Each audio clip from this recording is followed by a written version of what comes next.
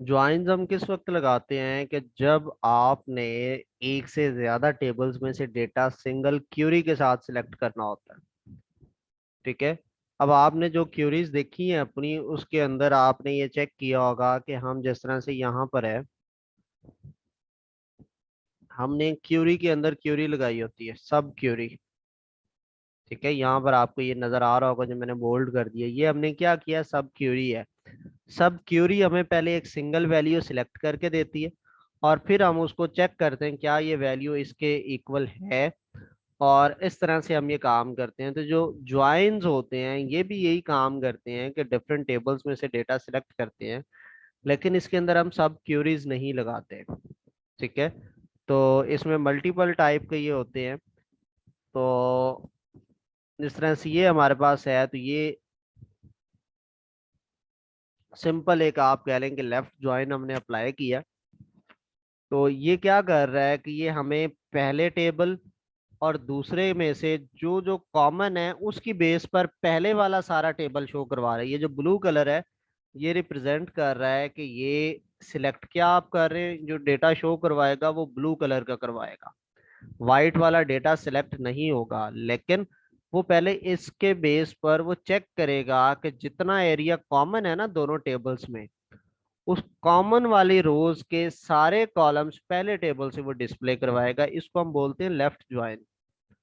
ठीक है, यानी ए लेफ्ट वाला टेबल है, बी राइट वाला टेबल है, मतलब दो सेपरेट टेबल है। तो आप इसके ऊपर जब लेफ्ट ज्वाइन करवाएंगे तो वो जितने कॉमन जो एक इसमें आप वो डिस्कस करते हैं ना, प्राइमरी की और फॉरेन की का कॉन्सेप्ट। तो प्राइमरी और फॉरेन की का जो हम कॉन्सेप्ट यूज करते हैं वो यहाँ पे आता है कि एक कॉलम जो है वो पहले टेबल में प्राइमरी की है, या और दूसरे के अंदर वो फॉरेन की है। तो वो जितने रोज के अंदर वो नंबर, वो उस कॉलम की वैल्यूज मैच होंगी, उस रो का सारा डेटा वो सिलेक्ट करता है पहले टेबल का। और सिर्फ वो पहले ही टेबल की सारा डेटा आपको डिस्प्ले करवा देता है। यानी आपने लिखा सिलेक्ट, और ये इधर आपने जो भी कॉलम सिलेक्ट करने हैं वो आप लिखेंगे, from table A left join table be on पहले की वो वाला कॉलम और दूसरे में से वो वाला कॉलम जो सेम है, उसकी बेस पर आप ये अप्लाई करते हैं। और आपको सिर्फ एक लेफ्ट ज्वाइन ही इनफ है इस लेवल की जो आपकी क्यूरीज आती हैं आपके सब्जेक्ट में। तो आपको जस्ट लेफ्ट ज्वाइन ही समझ आ जाए तो बहुत है, और इसी की बेस पर आप अपना काम कर सकते हैं। आपको सारा कुछ समझने की जरूरत इस लेवल पे अभी नहीं है। समझ भी आया है कि ऊपर से गुजरा है बेटा?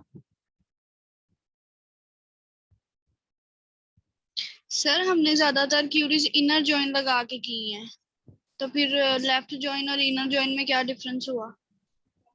इनर ज्वाइन तो सिलेक्ट करवाता है आपका जो दोनों के अंदर कॉमन वैल्यू है ना, सिर्फ उतना ही डेटा वो डिस्प्ले करवाएगा आपको। ठीक है, यानी सिर्फ कॉमन वैल्यूज का डेटा डिस्प्ले करवा देगा, बाकी सब कुछ वो इग्नोर कर देगा। टेबल ए का भी छोड़ देगा, टेबल बी का भी छोड़ देगा वो।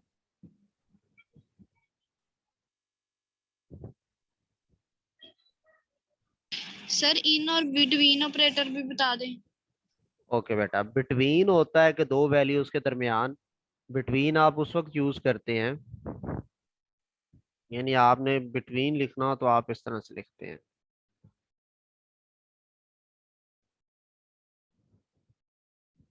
बिटवीन ए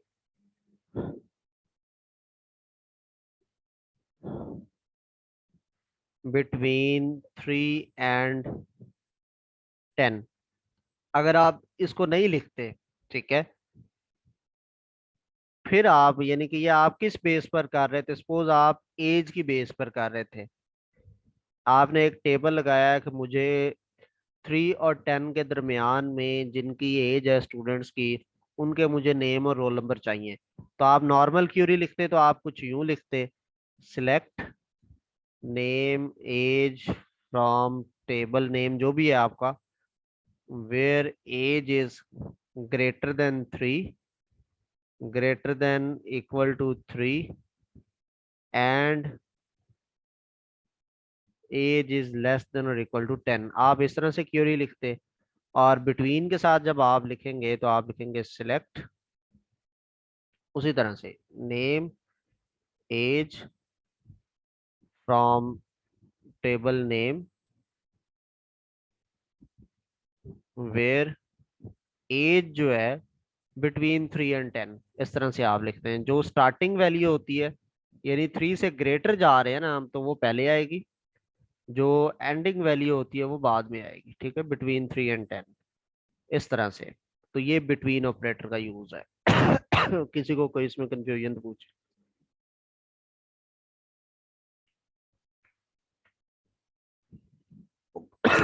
नो। चले जी, नेक्स्ट चलते हैं हम। दूसरा हमारा इन ऑपरेटर है, तो वो इक्वल के लिए हम मोस्टली यूज करते हैं। यानी आप कहते हैं उन उन स्टूडेंट्स की नेम एज शो करो जिनकी एज 5 है, 8 है और 10 है। तो आप यही चीज उसमें लिखेंगे। नॉर्मल क्यूरी किस तरह से आप लिखते?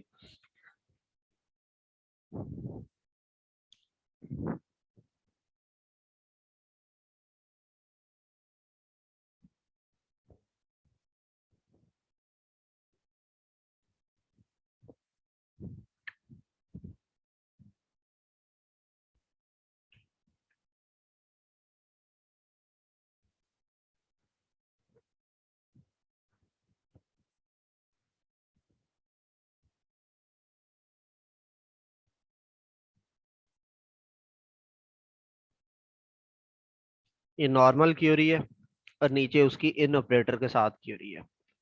आप उन बच्चों की नेम और एज सिलेक्ट कर रहे हैं टेबल से कि जिनकी एज 5 है, 8 है और 10 है। बीच में और आएगा एंड नहीं।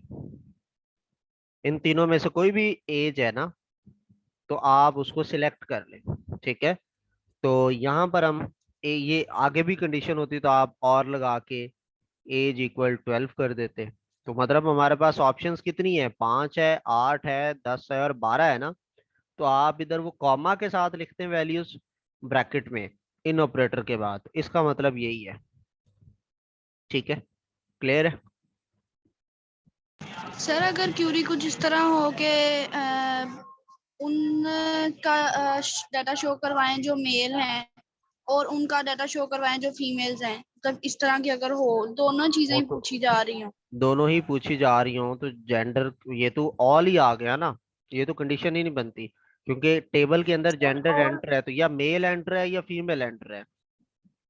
ठीक है, पूरे टेबल के अंदर कॉलम है जेंडर का, जिसको कि आप खाली नहीं छोड़ सकते। जब फॉर्म फिल कर रहा है कोई बंदा, जेंडर उसने बतानी ही बतानी है, और ऑप्शंस भी दो है, मेल या फीमेल। ठीक है, अब जाके वो थर्ड ऑप्शन बीच में ऐड करते हैं, वरना एक्चुअल में तो या आप मेल एंटर करते हो या फीमेल एंटर करते हो। तो ये तो आपकी बात स्टेरिक में ही चली जाती है कि मेल का भी शो करवाओ और फीमेल का। ये तो अलग अलग क्यूरी होगी ना, तो मेल का शो करवाएं या फीमेल का शो करवाएं। जो आप कह रहे हैं ना, वो तो हर बंदा या मेल होगा या फीमेल होगा। तो इस पे क्यूरी ही नहीं बनती इस वाले एट्रीब्यूट के ऊपर कि मेल और फीमेल का शो करवाएं। वो तो आप ओवरऑल उसको नाम भी लगाएं तो वो सिलेक्ट दोनों की हो जाएगी। जी सर ठीक है। इस पे कोई और आप चीज सोच सकते हैं, लेकिन ये जो मेल और फीमेल की बेस पे बात करें, अगर 100 वैल्यूज हैं और उसमें सपोज 70 जो है वो फीमेल हैं, 30 उसके अंदर मेल हैं, तो सिलेक्ट तो फिर भी 70 और 100 के 100 ही होंगे ना। जब आप मेल भी सिलेक्ट कर रही हैं, फीमेल भी सिलेक्ट कर रही हैं, तो फिर आपको कंडीशन लगाने की जरूरत नहीं है, वैसे ही सारा सिलेक्ट कर ले। सर अगर क्यूरी हो के मार्क्स की बेस पे लगी हो, मार्क्स के आगे ग्रेड्स हो, एक स्टूडेंट के ग्रेड हैं, उन स्टूडेंट्स के बताएं जिनके सब्जेक्ट में दो या दो से ज्यादा सब्जेक्ट में A+ ग्रेड है। उसमें आप उसमें क्या करेंगे? काउंट करेंगे। सब क्यूरी के साथ आप आते हैं। अब मैं कहता हूँ मुझे नेम और स्टूडेंट आईडी उन बच्चों का बताओ जिनका जो है 2 या 2 से ज्यादा जो है वो है। ठीक है, A ग्रेड है। तो आप उसमें क्या करेंगे? आप उसमें कहेंगे जी select name student ID from table where, और यहाँ पे मैं सब क्यूरी लगाऊंगा, ठीक है। और यहाँ पे मैं क्या सिलेक्ट करूंगा, ये सब क्यूरी मेरी पहले आप इधर देख ले, फिर हम उसको ऊपर ले जाते हैं सिलेक्ट, और काउंट का फंक्शन होगा, ठीक है। ये क्या करेगा, ग्रेड को काउंट करेगा। पहले आप काउंट के बगैर भी ले तो इसको वैसे ले आता हूँ, from table where grade is equal to A. आप सारे ए ग्रेड वाले के स्टूडेंट को सिलेक्ट कर रहे हैं, और इसको आप क्या करेंगे, इसके ऊपर काउंट का फंक्शन लगा देंगे। इस वाले ग्रेड को जिसको आप सिलेक्ट कर रहे हैं, अब वो बच्चे के सारे ग्रेड्स आ रहे हैं ना ए वाले, तो वो ए वालों के आ जाएंगे, और वो उसको काउंट कर लेगा। अब वो हमें काउंटिंग बताएगा, आप इस काउंटिंग को उठा के सब क्यूरी में रखेंगे और एंड पे लगा देंगे कि ये जो ग्रेटर देन 2 है, जिस जिस हर बच्चे का वो हर रो का काउंट करेगा, वो हर एक आईडी के अगेंस्ट, तो उसको वो बता देगा कि ये जो एक से ज्यादा है, ठीक है। जी सर, और सर हैविंग की भी बता दें। Excuse me, sir. जी बेटा। Correlated subqueries और अच्छा data एक definition and modification के बारे में बता दो। क्या बताया, को रिलेटेड, Correlated subqueries वो तो यही और चीजें उसके अंदर आप मेन तो इसी को ही ले आते हैं जो हमने ये डिस्कस किया है ना।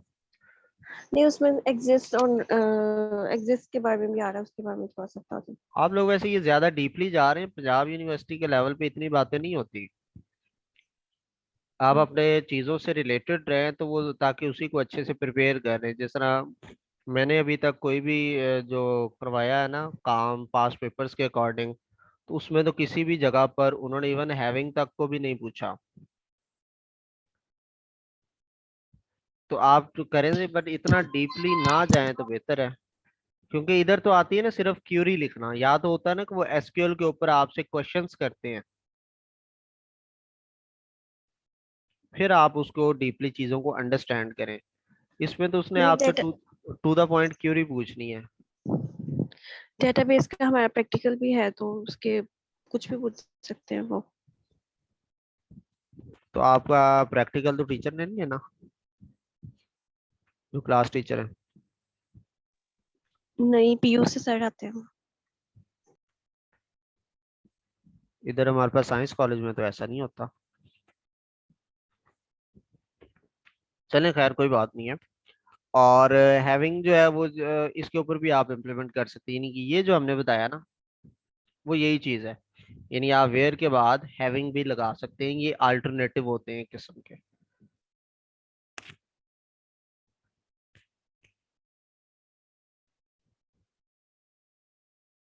और सर स्टेट ट्रांजैक्शन का क्या मतलब होता है? स्टेट ट्रांजैक्शन के ट्रांजिशन,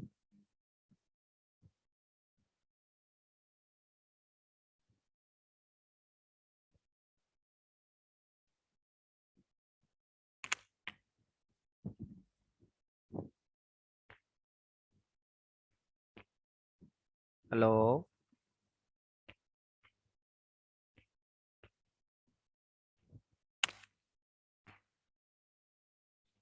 सर ट्रांजैक्शन ही, स्टेट ट्रांजैक्शन। ये बेटा लॉजिकली एक दूसरे से रिलेटेड ऑपरेशंस होते हैं।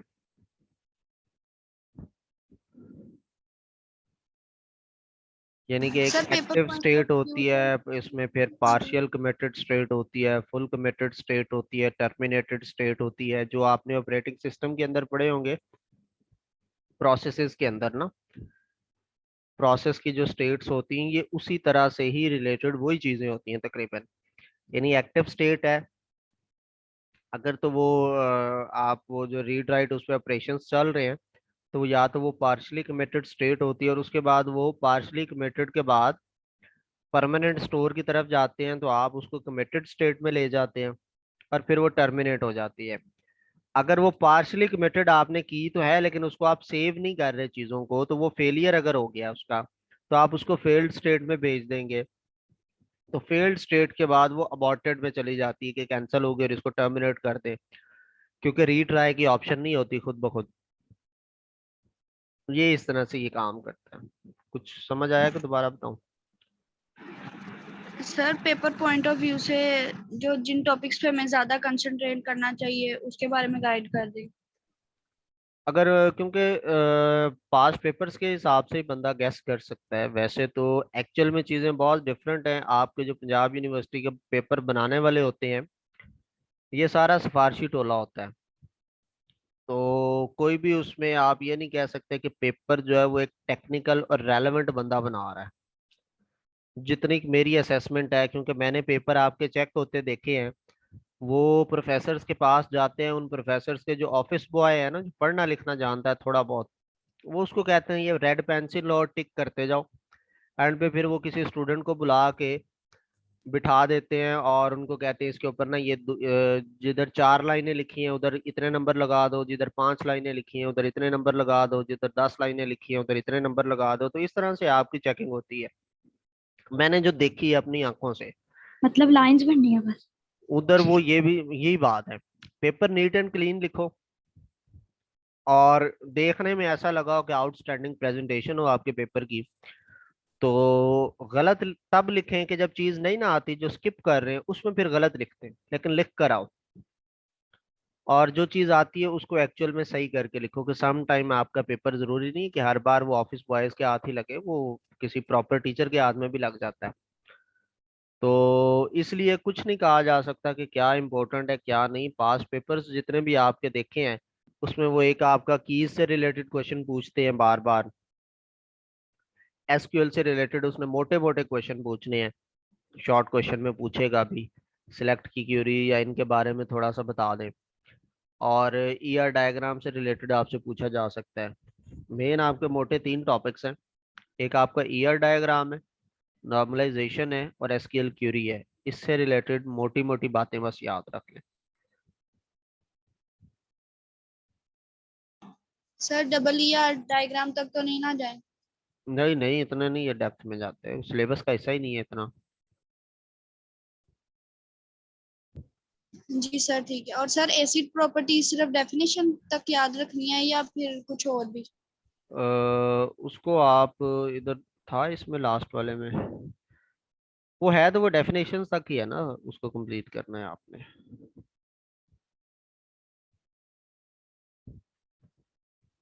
यानी ये मैं आपको, ये मैंने इस वाले शॉर्ट क्वेश्चन के तौर पर मैंने इसमें एक्सप्लेन किया है। मैं आपको इसको एसिड प्रॉपर्टीज के ऊपर 2020 का पेपर है ना, उसमें ये था, उसको थोड़ा सा मैं दोबारा बता देता हूँ।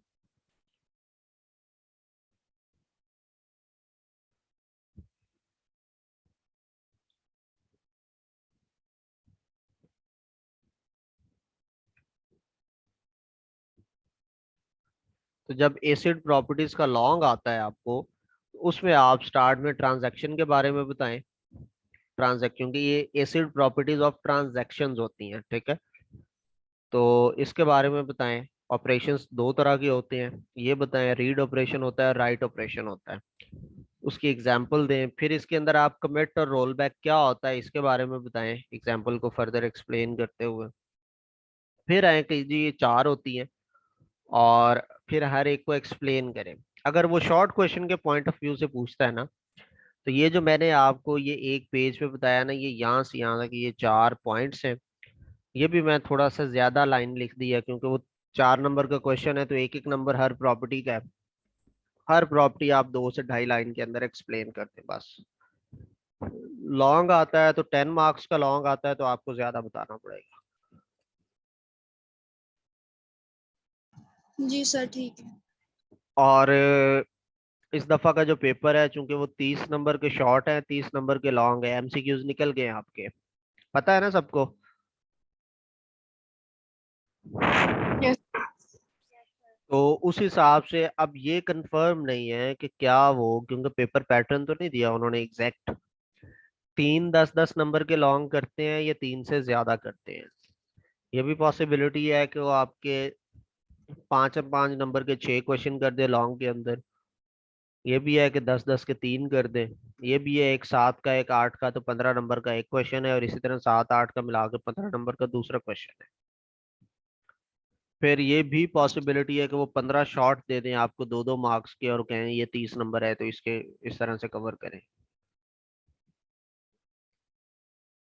तो जो आउटलाइन है आपकी, उसके अकॉर्डिंग मोटी मोटी बातें उससे रिलेटेड आप पढ़ लें तो बेहतर है।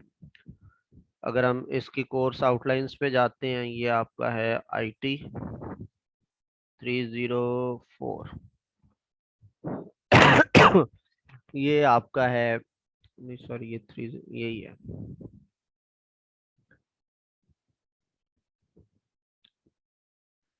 तो आप कोर्स आउटलाइन को देखा करें।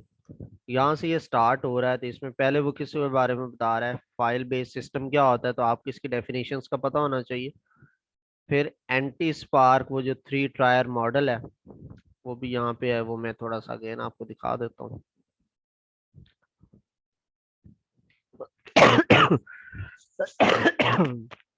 सॉरी।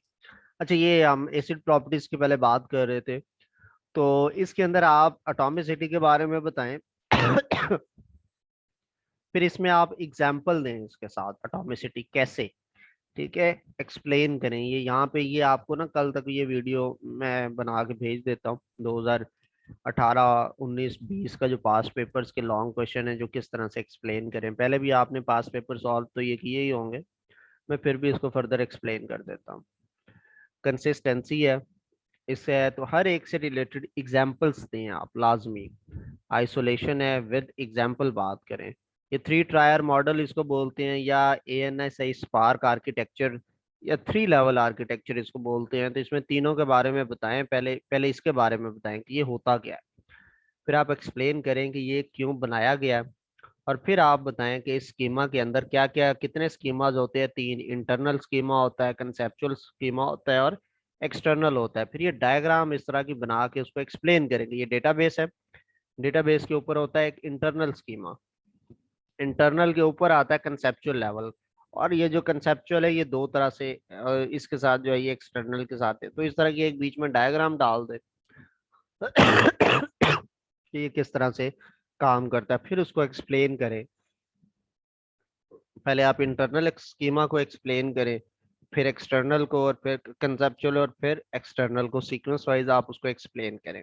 ठीक है, तो इस तरह से आप इस लॉन्ग क्वेश्चन की डिटेल में इसको प्रिपेयर करें। फिर ये DML क्या होती है, इसकी डेफिनेशन आपको आनी चाहिए। Data models, multi user, DBMS, जो जो ये नाम लिखे हैं ना सिलेबस के अंदर, ये आपको मोटी मोटी बातें इसके बारे में पता होनी चाहिए। पूछ तो वो कुछ भी सकता है। तो जो लास्ट टॉपिक्स होते हैं ना मोस्टली किसी भी कोर्स आउटलाइन के अंदर, वो मोस्टली टीचर्स ने नहीं पढ़ाए होते। इस तरह ये वाले लास्ट टॉपिक्स आ जाते हैं, इसको बहुत कम बताते हैं टीचर्स। तो इससे रिलेटेड आपको एटलीस्ट खुद से पता होना चाहिए। आप हर टॉपिक को पकड़े, गूगल पे जाके उसको टाइप करें, और थोड़ा सा उससे मुतालिक पढ़ लें, ताकि अगर आपसे कोई सवाल वो पूछ लेता है, तो आप खुद से उसको कुछ छोटी मोटी फिल्में सुना के तो उसको हैंडल कर लें। ठीक है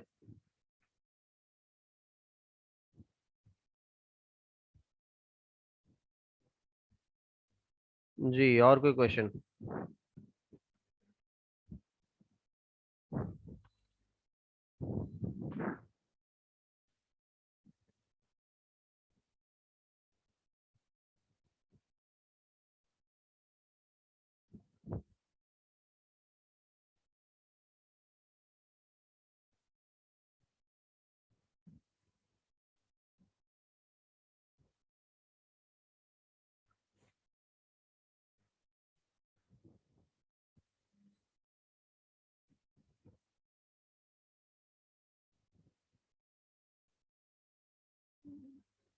सो गए हैं बेटा?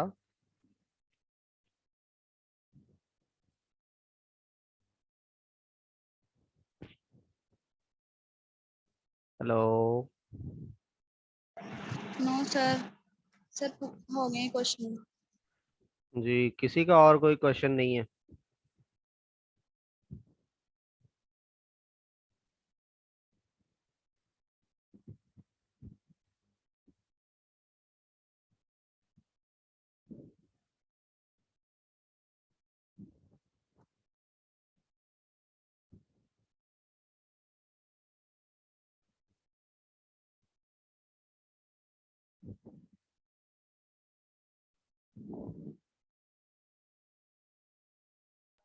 चलें जी। सर ये PDF शेयर कर दें। बेटा वैसे ये PDF कोई भी, मैं किसी भी बच्चे के साथ अभी तक नहीं शेयर किया, क्योंकि ये जितनी भी चीज़ें बना रहे हैं ना, इसकी अभी हमने बुकलेट बनानी है और फिर उसके ना प्रिंट आउट्स निकाल के तो वो भी मार्केट में रखवाने हैं। तो अभी तक वैसे किसी के साथ शेयर तो नहीं की चीज़ें। आप वैसे चीज़ें पूछ लेना, जो मसला आता है मैं आपको साथ साथ गाइड करता रहूँगा। Okay sir.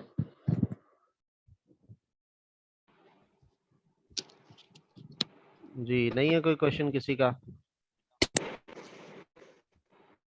ये लेक्चर के आप शेयर कर देंगे? हाँ, मैं ये रिकॉर्डिंग शेयर कर देता हूँ।